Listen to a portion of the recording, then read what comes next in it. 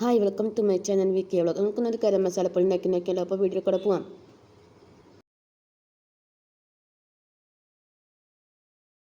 നമുക്കൊരു അടിപൊളി ഗരം മസാല ഉണ്ടാക്കി നോക്കിയാലോ. അതിനായിട്ട് ഇത് എടുത്തിരിക്കുന്ന 60 ഗ്രാം പെരിഞ്ചീരകമാണ് എടുത്തിരിക്കുന്നത്, 20 ഗ്രാം ഗ്രാമ്പു, 20 ഗ്രാം കറുവപ്പത്ത, 20 ഗ്രാം ഏലക്കായ. ഇത്രയും അളന്ന തണുത്തോടുത്തിരിക്കുന്നത്. അപ്പോൾ ഇത് മാത്രം 60, ഇത് ബാക്കിയൊക്കെ 20 ഗ്രാം വീതം. വറ്റൽമുളക് 3 എണ്ണം, നമ്മുടെ തക്കോലം 6 എണ്ണം എടുത്തിട്ടുണ്ട്, പിന്നെ ജാതിപത്രി ഒരു 5 എണ്ണം എടുത്തിരിക്കുന്നത് കേട്ടോ. അപ്പോൾ ഇത്രയും സാധനങ്ങളാണ്. ഇത് കൂടി ഞാൻ വേറെ സംഭവം കൊടുത്തിരിക്കുന്നുണ്ട്, പേ ലീഫ് 6 എണ്ണം കൊടുത്തിട്ടുണ്ട് കേട്ടോ.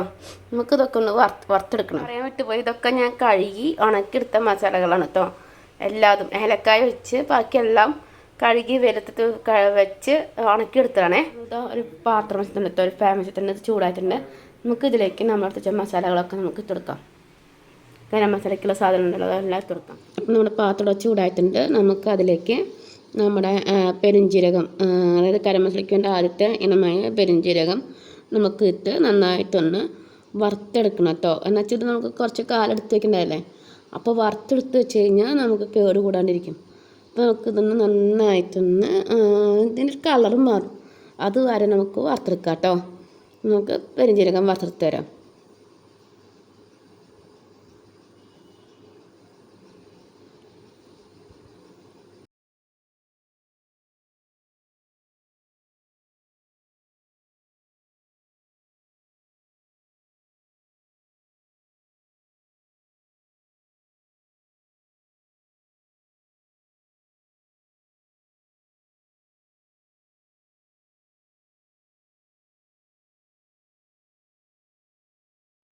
നമ്മുടെ പെരുംജീരകം വറുത്തെടുത്തു.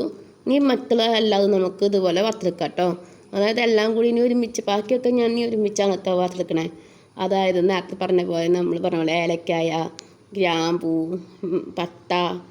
പത്തയുടെ ഇല, പിന്നെ മുളക്, പിന്നെ ഏലക്കായ, അതുപോലെ തന്നെ തക്കോലം, ഇതെല്ലാം നമ്മൾ ഒരുമിച്ചാണ് കേട്ടോ വറുത്തെടുക്കണേ. പെരുംജീരകത്തിന് മാത്രം വറവ് വ്യത്യാസമുണ്ടല്ലോ.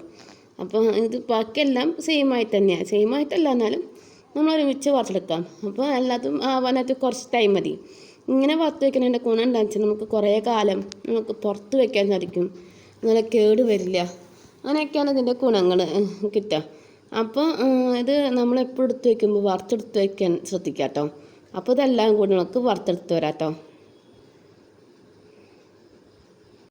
അപ്പോൾ നമ്മുടെ ഗരം മസാലയ്ക്ക് വേണ്ട ഗ്രാമ്പും തക്കോലും അതുപോലെ മുളകും ഇതെല്ലാം അതും ആയിട്ടുണ്ട് കേട്ടോ. അപ്പം ഞാനിതെന്ന് വെച്ചാൽ ഇതിലേക്ക് നേരത്തെ എടുത്ത് വെച്ചാൽ നമ്മുടെ പെരുംജീരകം ഉണ്ടല്ലോ, അതും കൂടി ഞാനൊന്ന് ഇട്ടേ. എന്നാന്ന് വെച്ചാൽ അപ്പോൾ അത് വറുത്ത് കഴിഞ്ഞപ്പോൾ ഒന്നും ഉണങ്ങിപ്പോയി. അപ്പം നമ്മളതും കൂടി ഇട്ട് കഴിഞ്ഞാൽ ക്രിസ്മസ് പിളിയില്ലോ.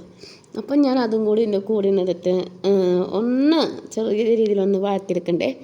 അപ്പോൾ ഇത് എല്ലാം കൂടി നമുക്ക് വറുത്തെടുത്ത് നമ്മൾ പൊരിച്ചെടുക്കുകയാണ് വേണ്ടേ. അപ്പോൾ നമുക്കിതെല്ലാം കൂടി വറുത്തെടുത്ത് തരാം. ഇത് അധികമൊന്നും ഇല്ല ആവാനായിട്ട്, പെട്ടെന്ന് തന്നെ ആവും.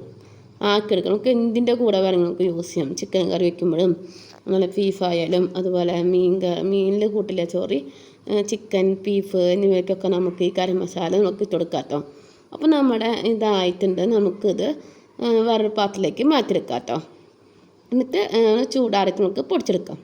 അപ്പോൾ നമ്മളിത് വേറൊരു പാത്രത്തിലേക്ക് മാറ്റിയെടുക്കുകയാണ് ചെയ്യണത്.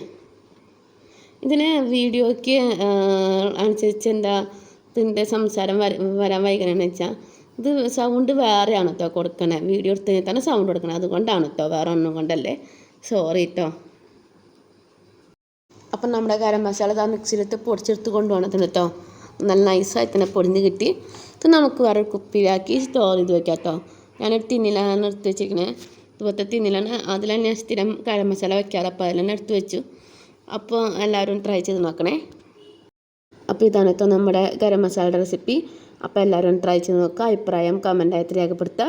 ആദ്യമായിട്ട് ചാനൽ കാണുന്നവരാണെങ്കിൽ ലൈക്ക് ചെയ്യുക, ഷെയർ ചെയ്യുക, സബ്സ്ക്രൈബ് ചെയ്യുക. അടുത്തൊരു വെറൈറ്റി വീഡിയോ ആയിട്ട് കാണുന്നവരെ thank you for watching this video.